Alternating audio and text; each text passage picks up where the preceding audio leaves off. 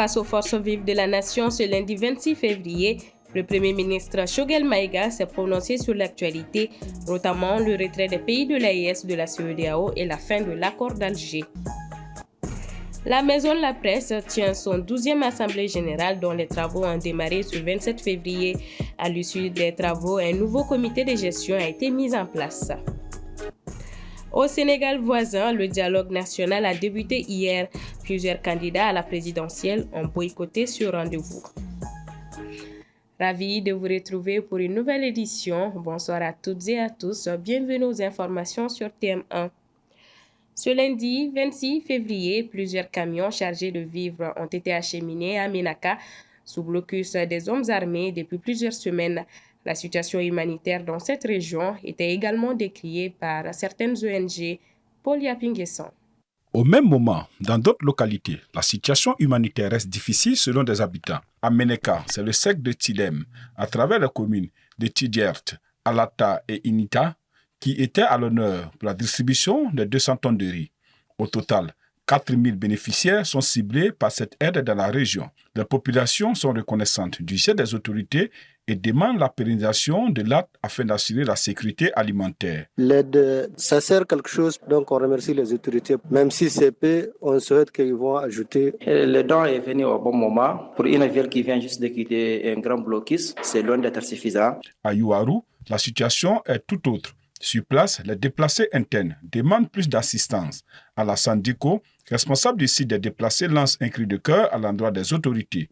Depuis que nous sommes venus ici, le gouvernement qui nous a un peu assisté avec une centaine de 20 tonnes, nous sommes avec beaucoup de difficultés. Même hier, là, il y avait eu des dégâts encore chez nous. Il y a un certain qui nous a assisté avec 5 tonnes de riz. C'est ça que nous avons eu d'avoir. Je suis avec 400 ménages ici et tellement dérangés ici. Là. Il y a beaucoup de gens qui n'ont pas assez de location. Ils sont sur le terrain des sites comme ça. Nous avons besoin de beaucoup d'aide. De nourriture, tout ce que vous pouvez nous aider là, il faut nous aider. Le trafic routier s'améliore au centre et au nord du pays. La circulation a repris la semaine dernière sur les axes routiers Badiangara-Bakas et Gao-Kidal au centre et au nord du pays. Cette reprise de la circulation des personnes et des biens commence déjà à avoir un impact positif sur les marchés de ces différentes localités, rapportent des habitants. Mais, malgré ce constat positif, des difficultés perdurent. Le trafic a repris également sur la route nationale 15 la semaine dernière. Selon des sources locales, les poids lourds et les camions chargés de marchandises circulent librement de Bandiagara à Koro en passant par Bankas. Elle indique également que la réouverture de ce tronçon favorise la reprise des activités économiques et le renforcement des liens entre les communautés. À Kidal, au nord du pays, les transporteurs confirment également la reprise timide du trafic sur certains axes routiers menant à la ville de Kidal. Certains camions sont escortés par les militaires de Gao à Kidal ou encore vers la frontière algérienne, soutient une source locale. Mais les routes allant à Aguelok et Tessalit ne sont fréquentées que par les militaires. Et le tronçon de Kidal à Ménaka n'est toujours pas ouvert selon les habitants. Le Premier ministre Choguel Kokala Maïga était face aux forces vives de la nation hier lundi 26 février au Centre international de conférence de Bamako. Sur la table des discussions, la fin de l'accord d'Alger et le retrait de l'AES de la CEDEAO. Assetoumani Koulibaly. Premier sujet phare de cette rencontre du Premier ministre avec les forces vives de la nation, la fin de l'accord pour la paix et la réconciliation nationale issu du processus d'Alger signé en 2015 entre le gouvernement du Mali et les mouvements armés. Dans son discours, Choguel Kokala Maïga a justifié en premier lieu la décision de responsable et mûrement réfléchie après 9 ans d'attente sans résultat conséquent. Pour lui, l'une des raisons demeure aussi le manque de résultats de la médiation internationale conduite par l'Algérie. Le gouvernement du Mali, après un long et lourd investissement politique et financier, après une patience qui aura duré près de 9 ans, pour un accord censé s'achever au bout de 2 ans, le gouvernement a dû, à son corps défendant, constater le 25 janvier 2024 l'inapplicabilité absolue de l'accord pour enfin déclarer sa caducité. Le Mali a placé une confiance aveugle en la communauté internationale, en acceptant une équipe de médiation, qu'une équipe de médiation soit le garant de la mise en œuvre de l'accord, signé en 2015 à Bamako. dans cette même salle. Cette confiance n'a pas produit les effets escomptés. Quant au retrait des pays de l'Alliance des États du Sahel, que sont le Mali, le Burkina Faso et le Niger de la CEDEAO, cette décision, selon le Premier ministre, fait suite aux nombreuses sanctions instaurées par l'organisation sous-régionale à l'encontre des 3 pays. Des sanctions qu'il qualifie d'autoflagellation face au terrorisme imposé par des puissances extérieures à l'Afrique. La CEDEAO a décidé d'imposer contre le droit et contre le bon sens des sanctions drastiques et illégitimes à nos États. Imaginez-vous, mesdames et messieurs, lorsque les terroristes et les forces spéciales étrangères ont attaqué le bateau Tombouctou avec des dizaines de morts. Vous savez qu'il y a eu un sommet de la CEDEAO, on n'en a même pas parlé. Mais qu'est-ce qu'il faut attendre de telle organisation? L'objectif de cette rencontre était de mieux échanger sur la question d'actualité afin de lever les zones d'ombre. Société civile, partis politiques, représentation des institutions, légitimité traditionnelle, ils étaient tous présents. Pour rappel, cette rencontre initiée par le gouvernement était initialement prévue pour le 5 février, mais avait été reportée pour des raisons non approfondies. Les travaux de la 12e Assemblée générale ordinaire de la Maison de la Presse ont démarré ce mardi 27 février. Plusieurs points ont été évoqués, parmi lesquels le bilan du mandat écoulé, mais aussi la mise en place d'un nouveau comité de gestion. Smaïla Fane était à l'ouverture des travaux. C'est à l'issue de sa 11e Assemblée générale ordinaire que le bureau de la Maison de la Presse, dirigé par Bandjougou Dante, a été mis en place en 2021. Placé sous le signe de la refondation de la dite structure, ce mandat qui s'achève à la suite de cette 12e Assemblée s'est déroulé selon son président dans un contexte de crise multidimensionnelle. En fin de mandat, la situation se présente comme suit. Faire de la Maison de la Presse un cadre agréable en procédant à sa rénovation et en la dotant de commodités à l'instar des maisons sœurs de la sous-région. On avait dit d'imposer la liberté de la presse, la liberté d'expression et l'accès à l'information. C'est avec satisfaction que l'accès à l'information est consacré dans la nouvelle constitution de notre pays. On avait dit de dynamiser les structures d'autorégulation et amplifier la collaboration avec la HAC. Des actions sont en cours pour dynamiser le Conseil des pairs et les comités d'éthique et de déontologie des différentes organisations professionnelles.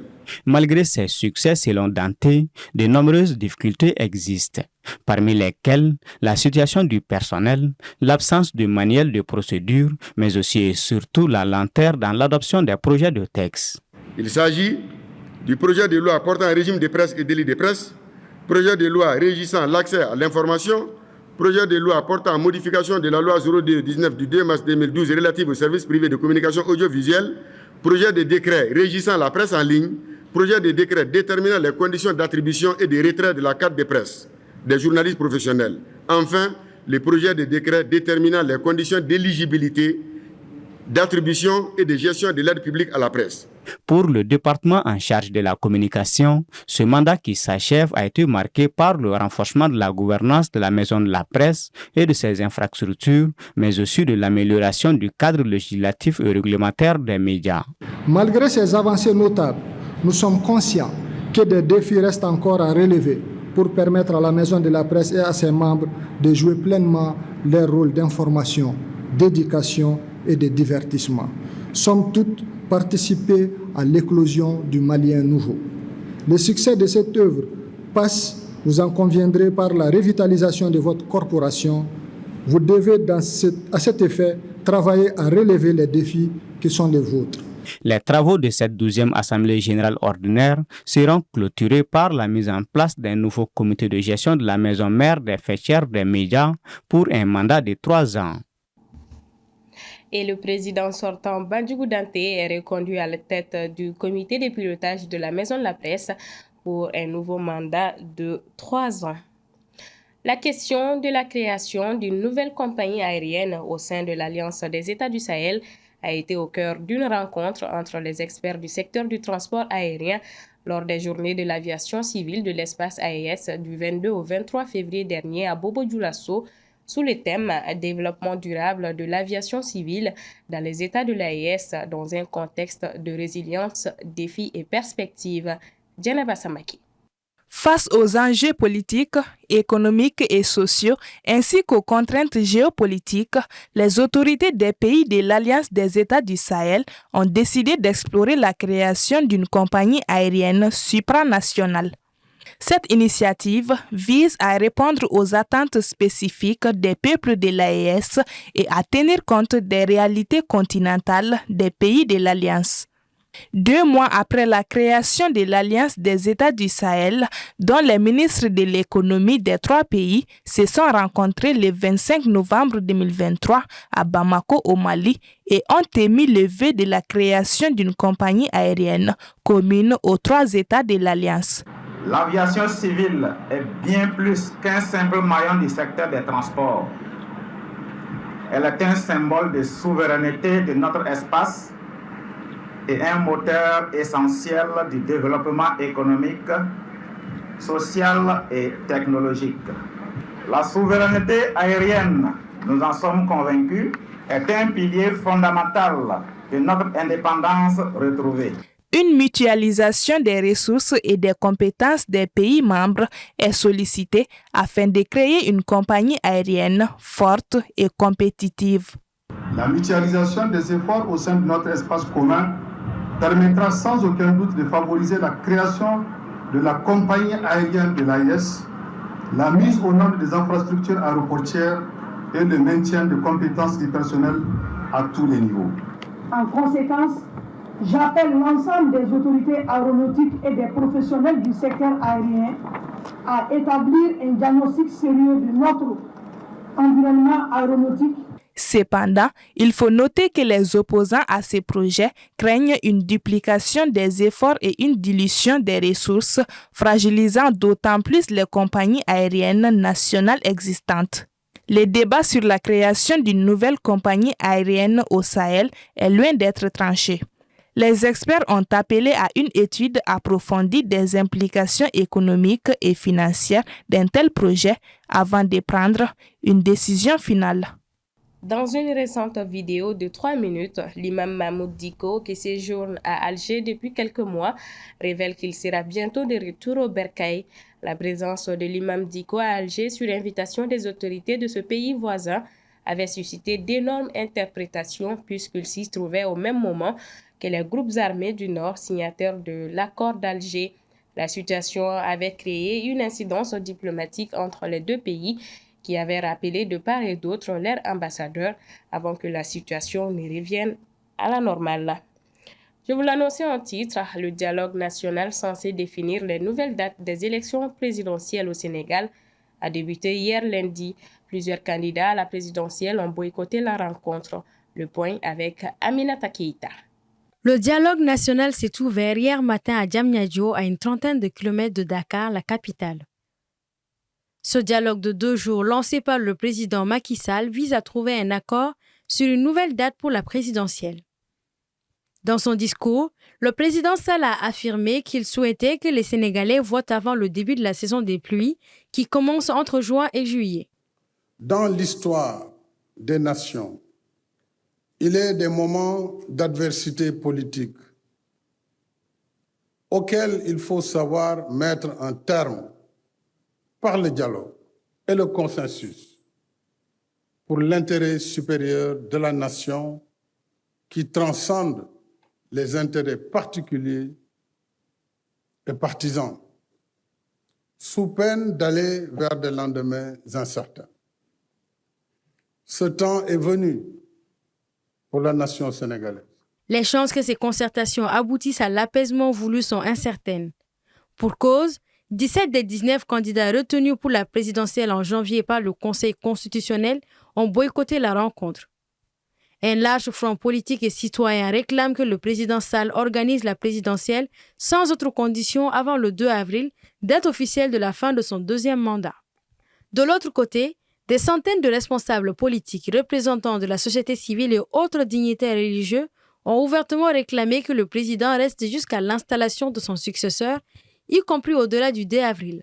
D'autres, par contre, préconisent une présidence par intérim. Un projet de loi d'amnistie des actes commis au cours des troubles traversés par le Sénégal depuis 2021 a été annoncé par le président. Et dans un esprit de réconciliation nationale, je saisirai l'Assemblée nationale dès ce mercredi en Conseil des ministres d'un projet de loi d'amnistie générale sur les faits se rapportant aux manifestations politiques survenues entre 2021 et 2024. Le collectif Aar Sunu Élections qui milite contre le report a appelé à une journée ville morte dans tout le pays et à une grève générale ce mardi. Avant le début des travaux hier, le président Macky Sall a indiqué avoir reçu les représentants de 2 collectifs de candidats disqualifiés. Le 15 février, le Conseil constitutionnel a annulé le report de la présidentielle au 15 décembre, acté par l'Assemblée nationale et demandé aux autorités de la tenir dans les meilleurs délais. Point final donc à ce 19h45. Merci à vous de l'avoir suivi. Bonsoir et à demain.